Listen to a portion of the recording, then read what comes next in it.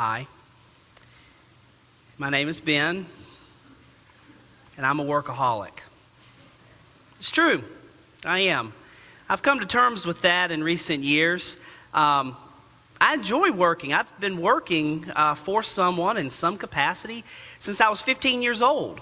My mother is a hard worker. It's kind of ingrained in us growing up. When I was 15 and wanted to drive, that was my motivation, and I wanted to drive like all my friends, but my mom reminded me, you can drive, which means my car insurance is going up. If you want to have access to this car, you better get a job, she said. And so at age 15, I began working. Never looked back. Working all that time. In many ways, that's a badge of honor that too often I carry, probably. I like to work. Working makes me feel useful. I feed off of the energy of work. It's something that I think I would drive my family crazy if I sat at home with idle hands for too long. I get nervous energy pinned up in me if I'm not, expending it on working somehow or another. Here's the other piece of it, and I can say it especially for today. I'm tired. Are you tired? I don't mean tired because you lost an hour of sleep last night. I mean a different kind of tired. I mean tired like just the to-do list are never-ending tired. Like you spend hour after hour, day after day, thinking that you're going to just get ahead somehow, and then you realize you feel even further behind, kind of tired. I mean the kind of tired that makes you just wonder, why am I spending so much energy in all these directions? Do you ever feel that kind of tired? It feels good to be busy, doesn't it? It feels good to be busy. You feel value, and being productive makes you feel good, like a sense of worth on your life sort of thing. But too often we carry that too far into an unhealthy place of busyness. There are two kinds of busy. One is to hustle and get things done that need to be done, that are important in life. That's a good kind of busy. The other busy that we give into too much is the kind of busy that says we need to spend all this time getting things done that we think need to be done. You know those unrealistic expectations we place on ourselves? Those things we spend so much time thinking need to be done, but really doesn't need to have so much priority in your life. Busy. This Lenten season, this is going to be our theme. Now, I don't know how many of you have already started your disciplines for Lent. Ash Wednesday was this past Wednesday. You may already be down the road of denying yourself all sorts of good things. Chocolate and a glass of wine at night, cursing, I don't know what it is. Whatever you're denying yourself, I want to offer you an opportunity to either add this to your discipline, or maybe time got away from you. You haven't added that Lenten discipline yet. Here's what I want to offer you. This season, could we try together to be less busy? To be less busy. I was reading this week about busyness, and I came across this article. The 18 things that are time savers that we've created, the gadgets. It's amazing the things we've created to save time in life. And those of you who know the situation with my house and the floors and how much square footage, I want one of those robot vacuums so bad. Because this robot here is tired of vacuuming. Robot vacuums, we have them, we turn them loose because we're going to save time. I don't have to vacuum anymore, right? Just let it go. I saw a thing, maybe some of you have this, I guess I didn't realize that this thing was so popular. A salad bowl cutter thing. Basically, it's this thing you put over a head of lettuce, and it's got little slots in it. You just take your knife and boom, boom, boom, boom, boom. And all of a sudden it's a salad. It's amazing. No more slicing your finger, no more cutting it up, forever. It's just amazing. You do vegetables with it. Unbelievable, right? The things we do to save time. The gadgets, the stuff. The internet was supposed to be this great blessing to us, right? We had the whole world at our fingertips. And we are more busy now than we have ever been in human history. For all of the ways we try to save time, it's almost like we add 10 more things to our day, and we never slow down We never slow down, do we? Some of you, especially those of you that I know I'm speaking more directly to some of you than others. But I think all of us on some spectrum suffer from this epidemic of busyness in our lives. When was the last time, now some of you may be good at this, but I bet a lot of you are not. When was the last time you had an hour in your day that you purposely said, I will do nothing for this hour? When was the last time? And I don't mean nothing like I'm going to be a couch potato and turn on Netflix, nothing. I mean nothing. Has it been a while? Do you think maybe your level of being tired has a direct correlation to the amount of busyness you fill your life with? I mean, on the one hand, well, I've got to get all this stuff done. It's just got to get done. All the lists, the to-dos, all this other stuff. And yet, internally, we're saying, I'm so tired. I'm so tired. I was thinking about this the other day. You go up to somebody and say, hey, how you doing? I used to think the most common answer was, fine. But do you know what I think I've noticed recently? You know what the more common answer is becoming? How you doing? Tired. It's almost like tired is a status symbol we carry. You know, like, oh, I'm carrying the cross of being tired. You know, oh, I'm just so important and busy that, oh, I want everyone around me to know how tired I am. When the reality is, it's probably not a good rhythm to life. Even more, that's not the rhythm that Jesus has. We talked about this a little bit last week with the transfiguration, but this is a pattern of life that Jesus had. Jesus would expend lots of energy in ministry, and then you would read that he'd go away to the mountain to pray. And then he'd come down and he'd spend more energy in ministry, and then he'd retreat to be with God. There's a balance to life that too many of us do not find, which is life is about more than just the output we have.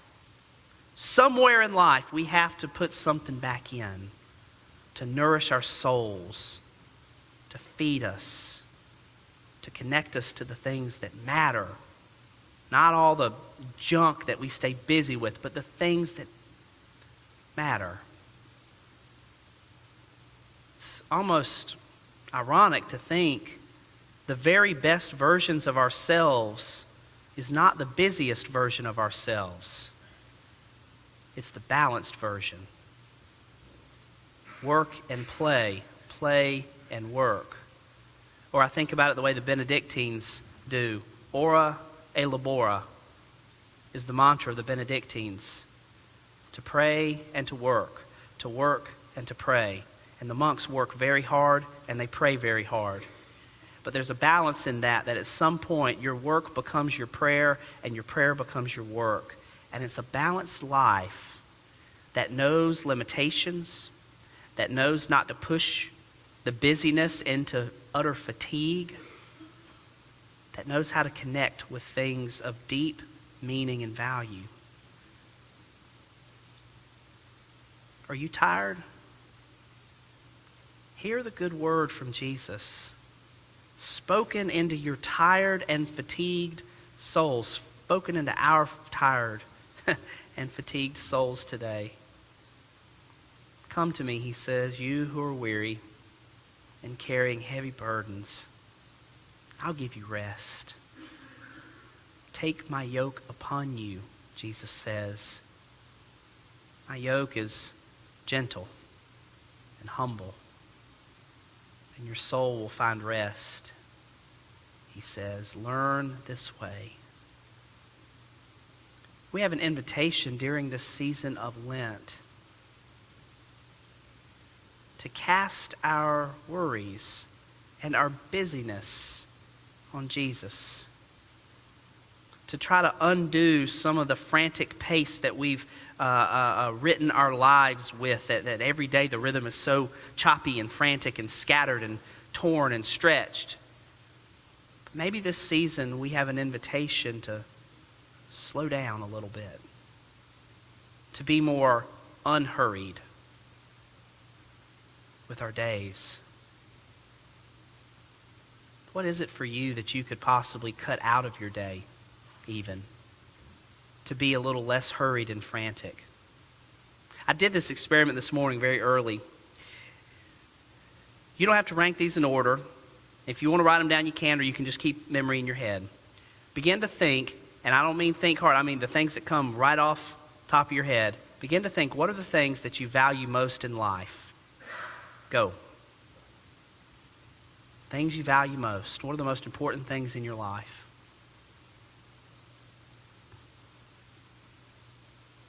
Now think about the most ordinary things that bring you joy.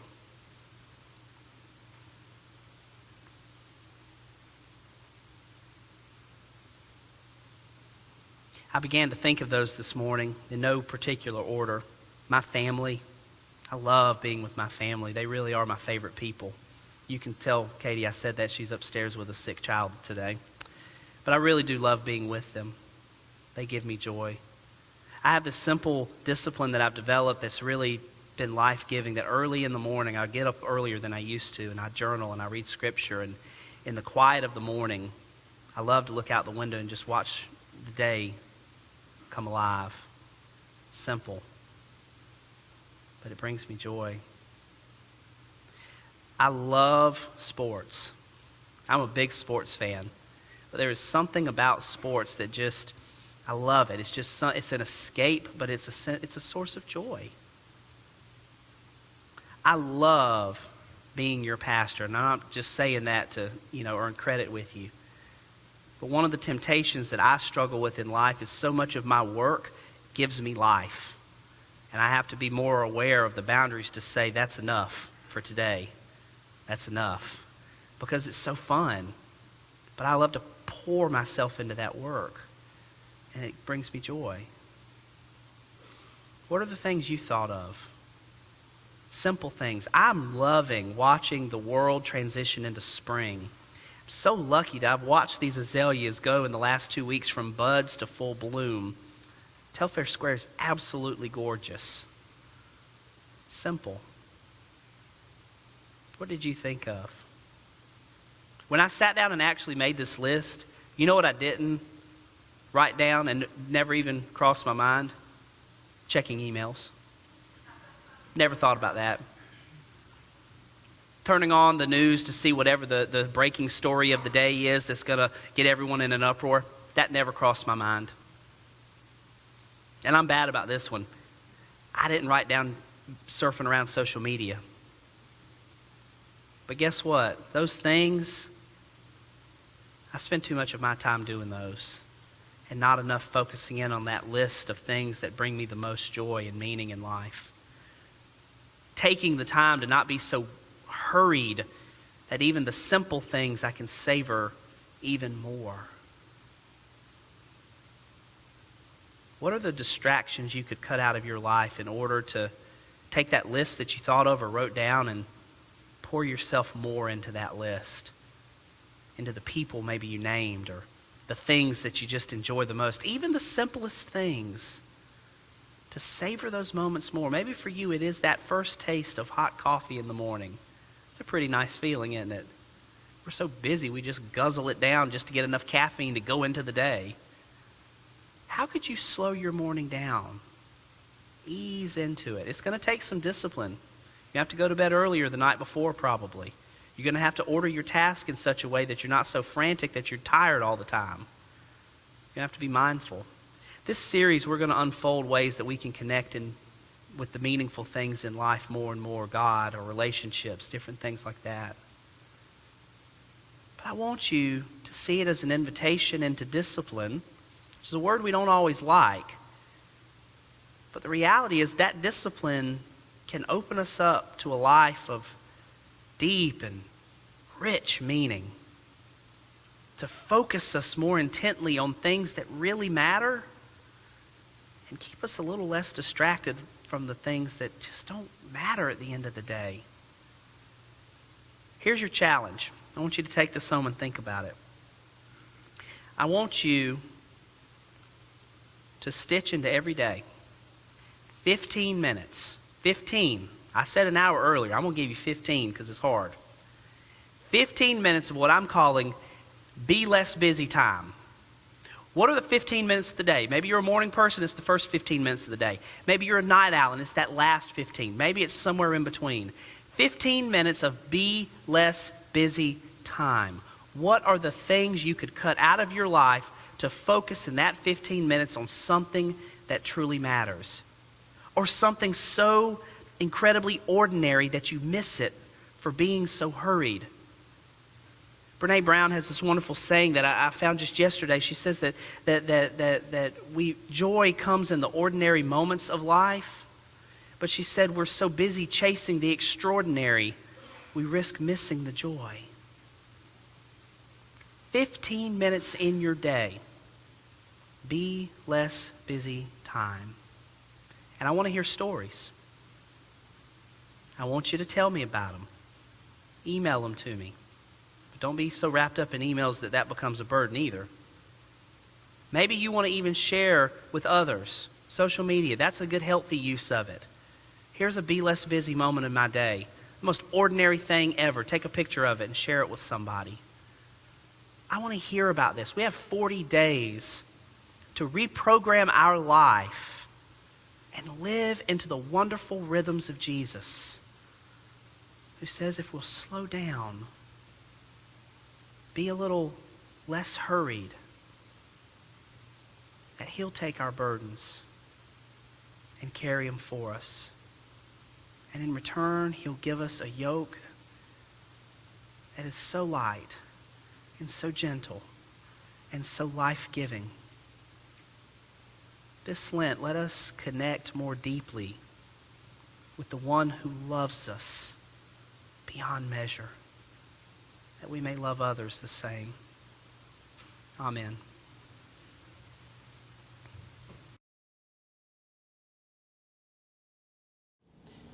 Hey, thanks for watching the latest sermon here at historic Trinity Church in Savannah, Georgia.